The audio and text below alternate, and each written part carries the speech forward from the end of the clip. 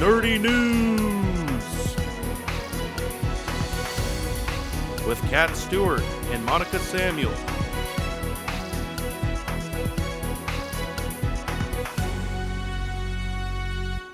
Greetings, Hotman. I'm Monica. And I'm Kat, and this is Nerdy News. Spring is upon us, and along with warming temperatures and snowmelt means the start of wildfire season. Fires are a natural part of Arctic ecosystems and have been the primary large-scale disturbance in these areas for over 5,500 years. Most fires occur in interior boreal forests and are much less common in the tundra. Fires are also naturally episodic, meaning a few strong seasons followed by a few mild seasons. But in Alaska, wildfire season has officially shifted a month sooner to the beginning of April. Wildfires are causing major changes in the global landscape. To understand that more, let's first look at the ground. Permafrost lies under 80% of Alaska's land. Additionally, spruce forests develop deep duff, which is a layer of mossy organic material that insulates the permafrost and underlying roots. This deep duff stores about 40% of Earth's carbon. When fires burn duff layers and permafrost thaws, those greenhouse gases are emitted into the atmosphere. This then leads to more climate warming, fires, and permafrost thaw.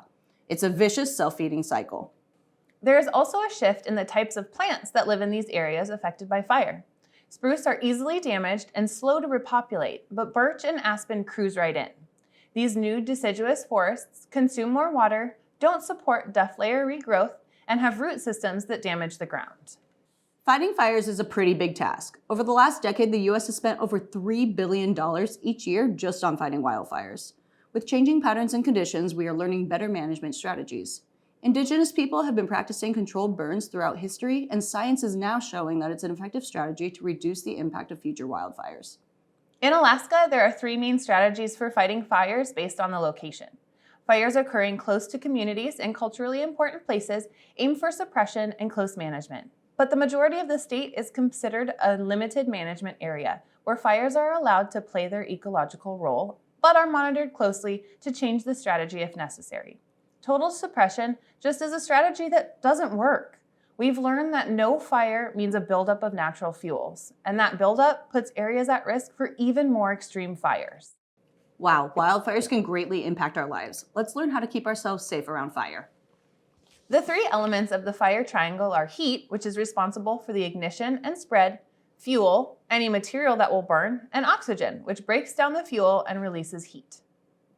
Now that we understand the elements of fire, we can learn how to manage them. First, you don't want to leave your fires unattended. When putting out fires, you'll want to drown the fire with water, stir it to release the heat, drown it with more water, and then feel it to ensure it's cool enough. If your campfire is too hot to touch, it's too hot to leave. You'll also want to extinguish your hot coals and only toss them in metal containers. Second, keep burning debris piles small. The smaller they are, the more manageable your fires will be. And third, don't drive or park on dry grass or tall weeds. The undercarriage of your vehicle is hot and can catch dry grass beneath it on fire. Smoke from wildfires can also impact our health, so make sure you pay attention to air quality advisories and stay inside if necessary. And don't forget to drink plenty of water. Aside from local damage and global environmental impact, smoke will also limit visibility and impede air travel and transport of supplies. Wow, this is a lot of information and also pretty scary. It is, and that's why it's important to follow those safety tips.